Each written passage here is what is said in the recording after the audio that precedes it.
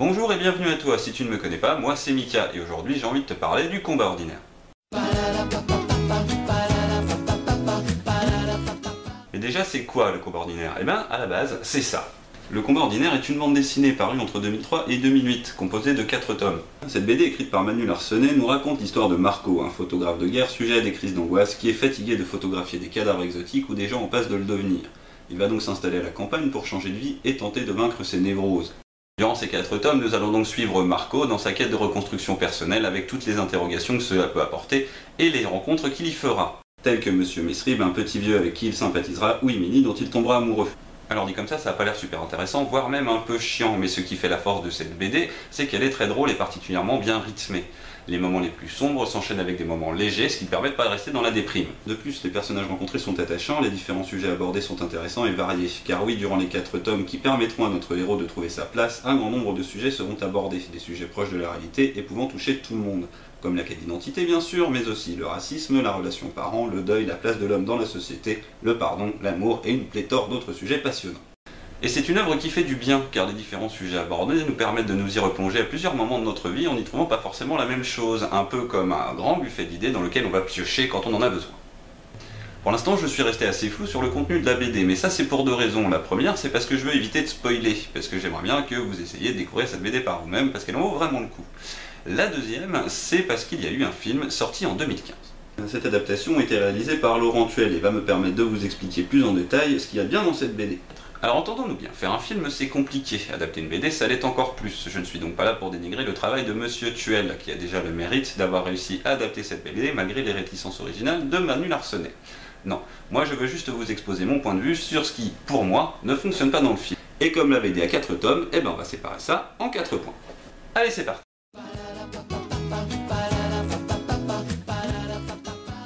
C'est certainement le point qui m'a le plus sauté aux yeux dès les premières secondes du film. Et pour vous faire comprendre un peu mieux pourquoi, voyons les premières pages de la BD. Nous retrouvons Marco en train d'expliquer à son psy qu'il veut arrêter la thérapie, avant de lui demander ce qu'il pense de son état. Ce qui conduira de façon plutôt drôle à la prise d'un autre rendez-vous. Puis il se rendra chez son frère, où les discussions sérieuses seront sujettes à plaisanterie. Les premières pages de la BD nous mettent donc tout de suite dans l'ambiance. On va parler de sujets sérieux, mais de façon légère, avec des dessins très colorés. Alors maintenant, voyons comment commence le film. Chez moi, l'esprit ne fonctionne plus que par à-coups. Et le corps ne répond plus normalement. J'ai dû apprendre à vivre avec. Et apprendre à vivre avec, ça veut dire avoir peur à chaque instant que tout se détraque. Dans le film, ça se traduit comme ça, un magnifique monologue sur fond gris, suivi d'environ 1 minute de Marco qui conduit sous la pluie. Yippie! Ce texte est présent dans la BD, mais il n'est pas présenté de la même manière. Déjà parce qu'il est mis en parallèle avec des représentations de nature, dont le côté calme et reposant tranche avec le côté sombre et légèrement chaotique du texte. De plus, il a été amputé de sa fin. Car dans la BD, le monologue original se termine avec la phrase suivante. Je peux aujourd'hui leur donner un nom définitif, si ça n'aide pas à vivre, c'est quand même toujours cette prix. Ce qui est quand même beaucoup plus positif que ça. Et apprendre à vivre avec, ça veut dire avoir peur à chaque instant que tout se détraque. Étrangement, il existe un passage dans le film qui aurait mieux collé avec l'ambiance originale de ce monologue. On y retrouve la même idée de décor, alors faisons une petite expérience de montage. Je suis sujet aux crises d'angoisse depuis l'enfance. Ça portait d'autres noms à l'époque. Tétanie, hypoglycémie, spasmophilie. Même si c'est très différent d'une personne à l'autre, c'est sûr c'est très impressionnant une crise d'angoisse. Chez moi, l'esprit ne fonctionne plus que par à-coups. Et le corps ne répond plus normalement. J'ai dû apprendre à vivre avec. Voilà, là on est plus dans le ton de la BD. Ce qui en soi n'est pas forcément grave, la BD a aussi ses moments sombres qui sont toujours suivis de passages humoristiques pour relâcher un peu l'ambiance. Mais là, pas vraiment. Suivant ce coup-ci la trame originale, il se rend chez ses parents. Et là, on va faire une petite comparaison. Bah, il faudrait peut-être efforcer un peu. C'est pas un boulot qui se fait contraint forcément. Et papa, il s'est pas forcé, lui, pendant 42 ans, sur les quais, faire un temps de chiottes? Le déroulé de la scène est quasiment le même, mais il semble manquer quelque chose. La BD semble étrangement plus vivante que le film, et ça rien qu'avec la réponse de Marco et la réaction de sa mère. Et ce manque de réaction enlève du caractère au personnage, du coup c'est plus morne, c'est plus triste, c'est plus déprimant, et ça le restera pendant tout le film. Le réalisateur a donc fait le choix de partir sur un ton plus sombre, ce qui peut fonctionner comme dans les Batman de Nolan, mais là ça pose un petit problème, et ce problème va créer un autre problème.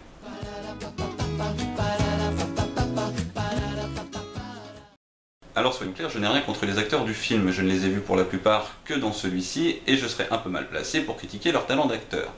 Non, je veux plutôt parler de ce qu'ils représentent par rapport aux personnages qu'ils sont censés jouer. Et comme on est sympa, on va commencer par ceux qui sont bien choisis. Et dans cette catégorie, nous avons déjà le frère de Marco, qui n'est pas nommé dans la BD, mais qui dans le film s'appelle Gilles. Interprété par Jérémy Azenkop et sa compagne Naïma, jouée par Randiane Nali, qui colle plutôt bien à leur contrepartie dessinée, malgré que Naïma est complètement anecdotique dans le film, alors qu'elle est normalement une confidente de Marco. Et Gilles, lui, semble moins farceur, et la relation entre les deux frères paraît moins profonde, comme dans la scène de l'hôpital où ils vont le récupérer suite à une crise d'angoisse. Alors ça semble être juste un détail, mais ce que je m'apprête à vous montrer montre la différence de dynamique entre les personnages. Ennemi à 11h.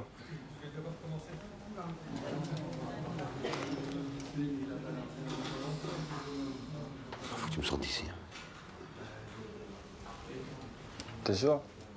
Et la grande différence vient du fait que dans la BD, Gilles n'a pas besoin de demander à son frère s'il est sûr de vouloir partir. Il connaît déjà la réponse, il le connaît par cœur. Ils sont donc beaucoup plus complices. Autre personnage bien choisi mais mal exploité, les ouvriers du chantier. Pablo et Bassounet sont joués par Gérard Bohan et Ludovic Bertillot, mais je n'ai pas grand chose à dire dessus pour la simple et bonne raison que le film ne leur donne pas grand chose.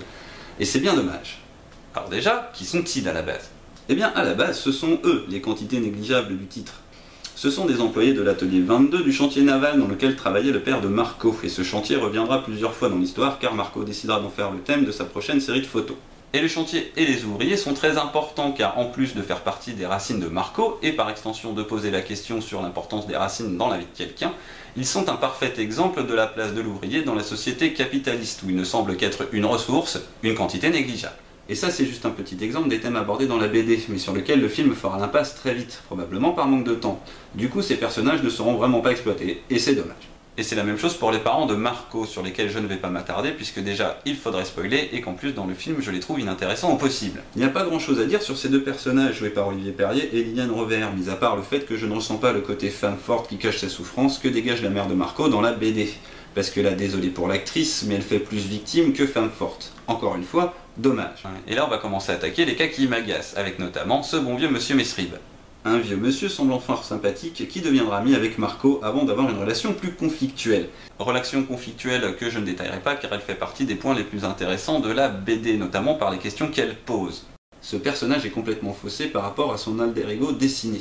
Déjà il a été renommé, il ne s'appelle plus Gilbert Mesrib comme dans la bande dessinée, mais Hubert Moret, parce que... Et il est un des personnages le plus mal adapté, il manque clairement de relief. Alors c'est un peu dur de rentrer dans les détails sans spoiler, mais c'est un personnage qui a un passé trouble. Ce passé trouble le mettra en conflit avec Marco. Mais pour que ça soit plus parlant, comparons la confrontation entre les deux personnages. Je vous aimais bien, moi, je vous faisais confiance. Et en fait, j'avais en face de moi une ordure. Arrêtez ça. En passant sur grand écran, Mesrib, devenu Moret, est devenu complètement plat. Il réagit très peu. Syndrome qui touche aussi Émilie. Ah, Émilie, qui elle aussi change de nom puisqu'elle passe de l'ami à Guizot dans le film. Et Émilie a une place très importante dans l'évolution de Marco, puisque ça sera sa grande histoire d'amour. Histoire d'amour qui nous est présentée dans l'œuvre de façon simple et crédible. Je peux d'ailleurs vous montrer toute la tendresse de ces deux personnages en une seule image. Et Larsonnette ne traîne pas des heures à créer leur romance. Il la rencontre, elle va le voir, une page de pensée de Marco sur sa relation avec les femmes, et on les retrouve plusieurs mois plus tard alors qu'elle lui demande d'emménager ensemble. Et ça suffit. Elle est présente pendant tout le reste de l'œuvre. C'est un personnage fort qui est souvent la voix de la raison. Et là, pour moi, on a soit une erreur de casting, soit un problème de direction d'acteur, puisque Maud Wheeler est complètement à l'opposé du personnage de la BD. Émilie est censée être une personne souriante, dotée d'une grande présence, et avec un sacré caractère. Elle sait ce qu'elle veut et elle le fait comprendre. L'Émilie du film, elle, est beaucoup trop discrète, trop calme et beaucoup trop triste. D'un côté, elle va bien avec le Marco du film, qui lui a l'air déprimé tout le temps.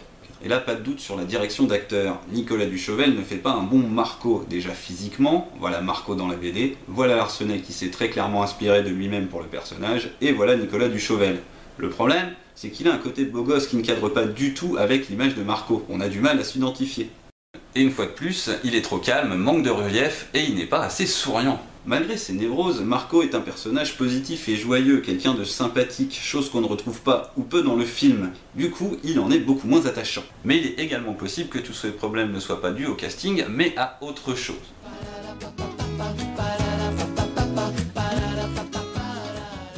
Alors je vais être plutôt bref sur ce coup-là, le film est lent et il est rempli de passages comme celui-ci.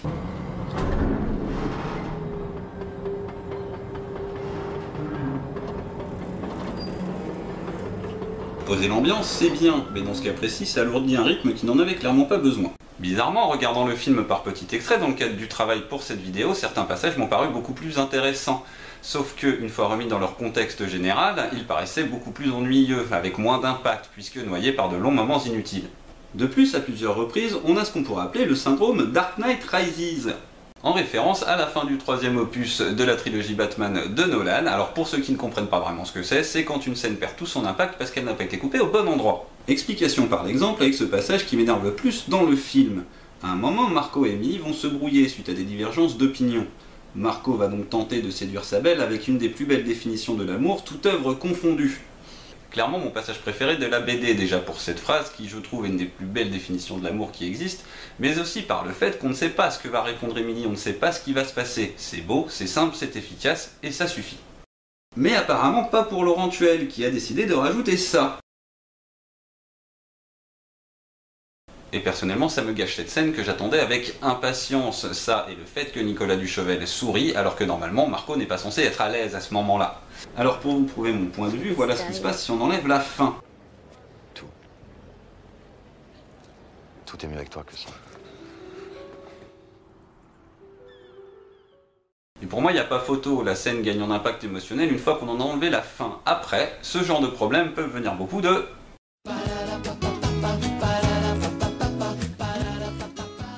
Adapter en film, c'est faire des choix, mais dans le cas présent, certains choix me paraissent un peu malvenus, et je ne parle pas que des changements de nom aléatoires, ou du fait que Marco fume dans la BD, mais pas dans le film. Non, je parle des choix qui modifient complètement l'ambiance de l'œuvre, la rendant triste et morne. Prenons le passage où Marco doit garder sa nièce. Eh bien, ils ont changé ça, tout va bien, elle est contente de le voir, en ça. Non, tu veux pas celui-là non plus. Le fait de le mettre dans une situation stressante à la base enlève ce côté inattendu et casse donc tout l'impact de la scène. Mesdames et messieurs, laissez-moi maintenant vous présenter le moment le plus what the fuck du film. Dans cette tour, bâtie par le vicomte Humber-Jacquet de Pontroyac, que son indigne fils Gauther lutina à son corps défendant la jeune et délicieuse Anne Gaulet, innocente petite bergère d'Issijac. Ce passage arrive comme un cheveu sur la soupe, et honnêtement, la première fois, j'ai pas compris ce qui se passait. Alors en fait, c'est le moment où Marco et Emily cherchent une maison, si vous aviez compris, félicitations. Surtout que le sujet est mal amené dans le film, dans la BD, on y revient plusieurs fois, c'est un thème récurrent. Et alors peut-être que ça trahissait la vision du personnage façon Laurent Tuel, mais le côté humoristique vient à la base du fait que Marco a choisi la maison juste parce qu'elle a une piscine. En plus, cette scène est là avant tout pour faire un cassage joie tristesse plutôt abrupt par rapport à ce qui va se passer après. Ce qui est très efficace dans la BD, mais pas du tout dans le film, parce qu'on se demande encore ce qu'on vient de voir. Et puis finalement il y a le tome 4, alors le tome 4 dans la BD, c'est ça. Dans le film, c'est ça. Alors je suis de mauvaise foi sur ce coup-là, il existe une scène du tome 4 qui était placée dans le chapitre 3 de façon complètement aléatoire. Mais comme est leur contexte, elle ne sert un peu à rien. Alors je comprends que quand on fait une adaptation, il faut faire des coupes. Certaines d'ailleurs sont bien pensées, comme l'arc du génie médiocre, qui est intéressante, mais qui n'avait pas sa place dans le film. Le souci c'est que là on parle d'un tome entier, le tome final qui plus est celui qui résout la plupart des intrigues et sous-intrigues, comme celle du chantier, de la relation avec Mesrib et d'autres encore. Le film me laisse donc un goût d'inachevé, puisque le combat ordinaire raconte l'histoire de la reconstruction de Marco, et à la fin du tome 3, et donc à la fin du film, ce n'est pas le cas, il n'a pas encore tout à fait trouvé sa place. De plus, il manque un personnage important, Maud. Et qui est Maud? Eh bien, je ne vous le dirai pas, il va falloir lire la BD. Paradoxalement, vu le ton du film, il aurait été difficile de le placer. En effet, Laurent Tuel a tendance à s'accrocher aux passages les plus sombres de la BD. Et dans Planter des clous, il n'y en a presque pas, c'est le tome de la délivrance, celui où Marco va enfin trouver sa place, celui où il va avoir sa grande victoire sur le combat ordinaire. Et c'est là tout le problème de cette adaptation, il n'en ressort rien de positif. Le combat ordinaire n'est pas un mauvais film, mais ce n'est pas un bon film non plus. Le film est juste moyen, la mise en scène est propre, bien que super classique, certains plans sont jolis, d'autres bizarrement cadrés, et puis il y a ces zooms dégueulasses de temps en temps. Le jeu d'acteur n'est pas mauvais en soi, mais représente mal les personnages. Et le film n'est clairement pas une bonne adaptation, tout le côté joyeux a été aspiré, certaines bonnes réflexions ont été supprimées. Des réflexions comme celle-là. Alors aujourd'hui, c'est à la mode d'avoir des racines de ceci, de cela. Connerie, oui. C'est rien d'autre que la glorification de la tradition imbécile. Ça nous colle au sol, ça nous empêche d'avancer. Les racines, c'est bon pour les ficus. Putain, j'adore cette BD. Et du coup, on se retrouve face à un drame français typique, banal, un peu chiant et qui n'apporte rien de neuf. En conclusion, je vous conseille de découvrir le combat ordinaire en BD. Je remercie d'ailleurs mon ami Ben pour m'avoir permis de m'y replonger. Quant au film, rien ne vous empêche de le regarder pour vous faire votre propre avis, et peut-être que vous l'apprécierez. Merci à vous d'avoir regardé cette vidéo, j'espère qu'elle vous aura plu. N'hésitez pas à laisser un commentaire pour me donner votre avis, et on se retrouve une prochaine fois, si vous le voulez bien, pour une autre vidéo sur un thème complètement aléatoire. Ciao!